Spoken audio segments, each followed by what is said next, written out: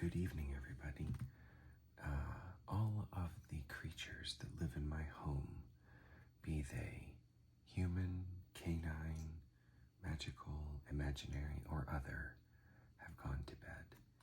So I finally have a chance to open up a very special package that arrived today. I've been waiting for this ever since Fountain Pen Day.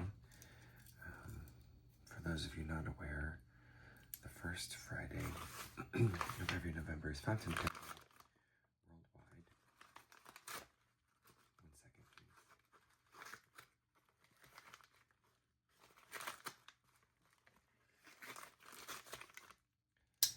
The first Friday of every November every year is Worldwide Fountain Pen Day. I decided I was going to treat myself to a new fountain pen, and I was only able to find the pen that I really wanted in the nib size that I really wanted from Cult Pens in the UK. So I had to wait what seemed like an inordinate amount of time for this to safely arrive, and it got here today. And I've had to wait all evening for some peace and quiet alone time to do this unboxing. Normally I don't do unboxings because I think they're kind of, I don't know, a little self-serving, and it feels weird, but I'm so excited about this pen and I cannot wait to see it. So to give you a hint, I've already chosen the ink that I'm going to ink her up with. This is KWZ ink Sheen Machine, which is a very vibrant blue color, almost blurple, and it's got a very vibrant pink sheen to it. That'll give you a hint as to the pen. There's the pen. And I also bought a couple sets of the Sailor ink pen markers. These are different than the Shikiori markers that I have. These are on Helen Wang's suggested color lists for this year's The Coffee Monsters co-releases, and I'm slowly building up this collection. So this is number 642, number 641, and number 023. These are dual tips. They've got a brush on one end and a fine tip on the other. I got 2 different sets, which brings my total to 4. I'm not entirely sure how many there are, but I'm going to collect a couple as I can find them. This is number 273, number 230, and number 680. So I will swatch those later, but I can't wait. We've got to look at the main event. So I bought my very first Sailor Pro Gear Standard. If you know, you know. I do have a Sailor 1911. I have the Wicked Witch of the West version of the 1911 standard, and I love that pen, but I don't have a Pro Gear, and this is the standard size, not the slim size. My other Sailor came packaged in this very minimal aesthetic packaging as well, which I think is beautiful, especially considering what's inside.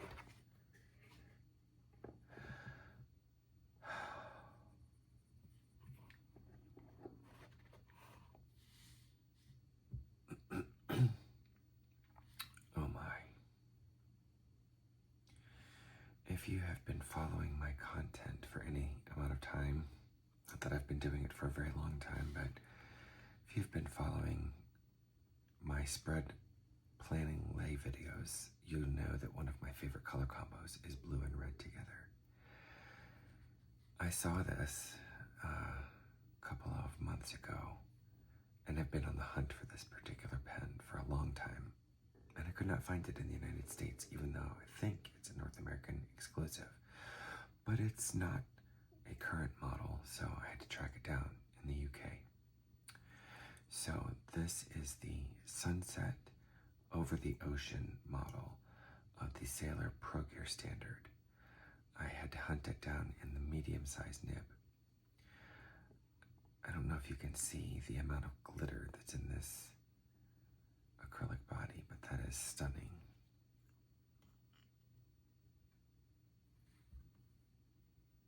And there is my Sailor 21K medium-sized nib. This is a Japanese style nib, so it will run about a size smaller than stated, because I'm used to Western nibs. So a medium in a Japanese nib rates more like a fine in Western nibs. I'm very excited to try this.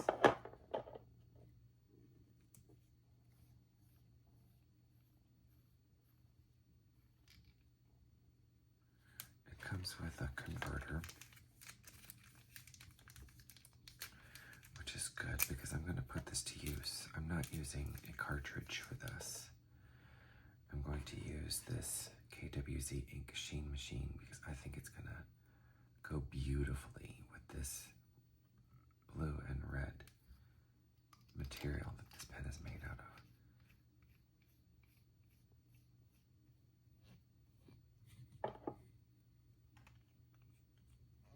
Oh, the weight of it is just so satisfying. I know it can be posted, but I feel like most fountain pens, for me, feel a little back heavy if they are posted, so I don't normally post. I usually write like this with the cap held in one hand.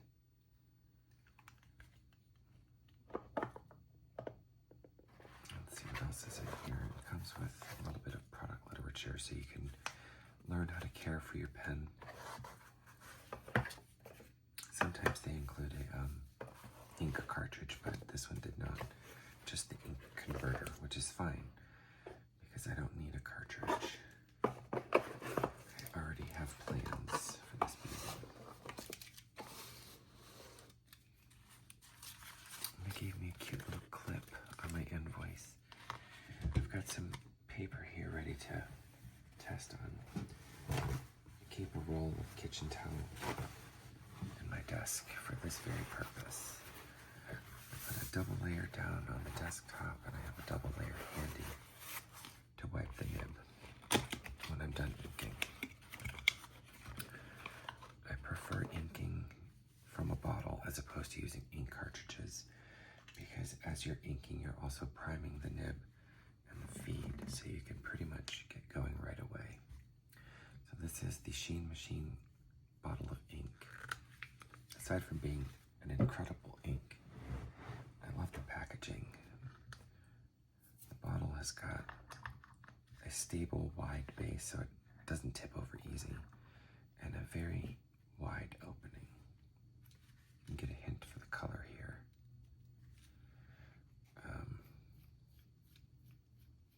Let's go ahead and ink this bad gal up. I'm ready to go with my paper towel. So once your converter is firmly installed, submerge past the breather hole into the ink bottle.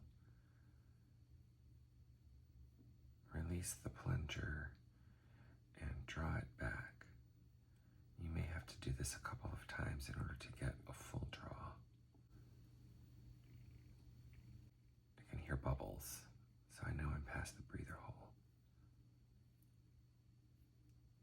I'm getting ink, but I don't have a full draw, so I'm going to release it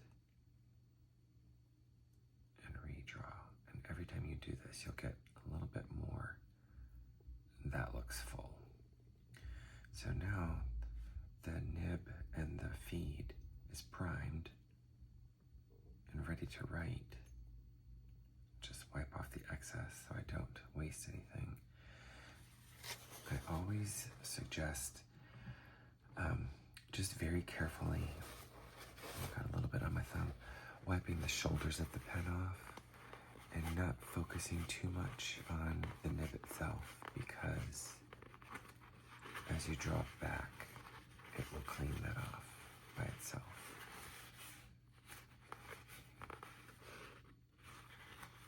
Wow, this sheen machine really leaves some color behind. I've only ever used it on steel nibs before, never gold. It's really pretty, but I really hope it doesn't stain it that color. And there's also some on the shoulders of the pen. I was not prepared for that. I really hope this beautiful ink did not stain my beautiful pen before I even had a chance to use it. I'm going to tackle that later.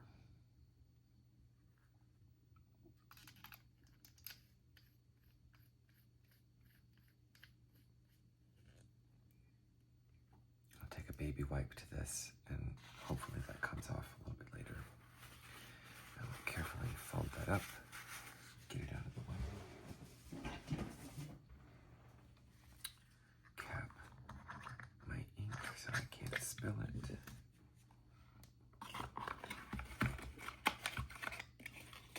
Put her safely away. Got my thumb good there. All part of being a fountain pen user. So I've got a Hobonichi notebook, and I've got a pad of Rhodia paper. I like to test on both of these. They're both coated, they're both fountain pen friendly, so I like to see how it's going to show up on different papers.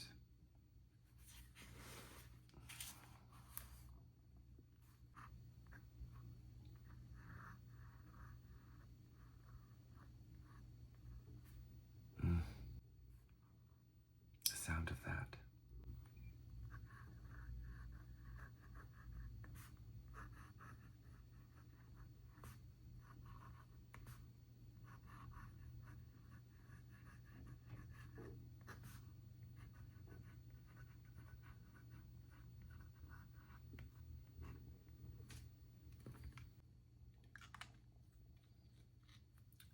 Let's change the angle on this, see if I can get you a little closer. Alright, now I've got you a little closer, we can give this a good test run.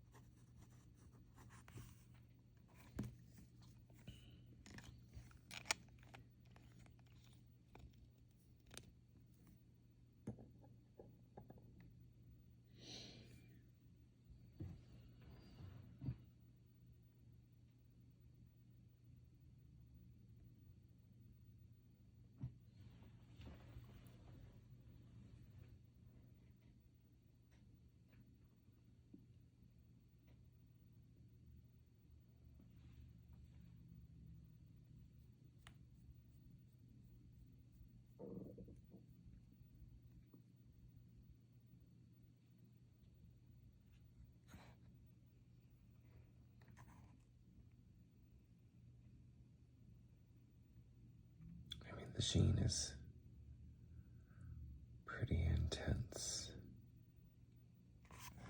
You've got to turn your page to catch the light, but that's the whole point of sheen. Let's try this on the Rhodia. Rhodia is a whiter paper than the Hobonichi, which has sort of a creamy tone to it, so I'm expecting the ink to show up a little differently on this Rhodia pad.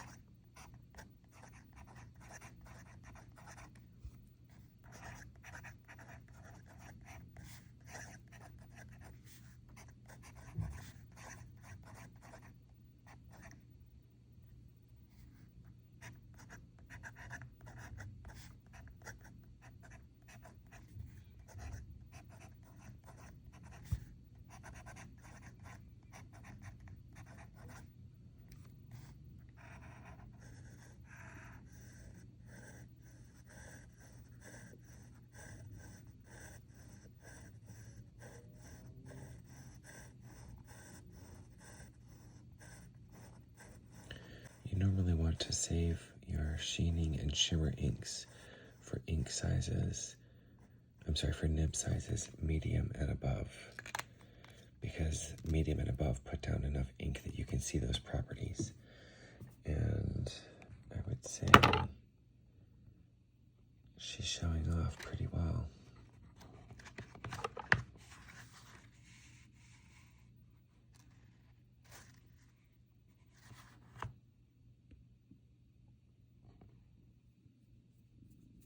As the ink dries, the sheen really pops out.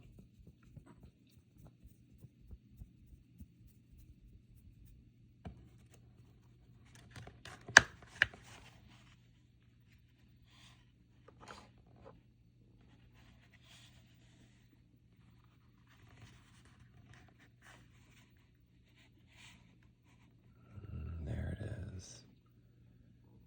Oof. She's a pretty girl.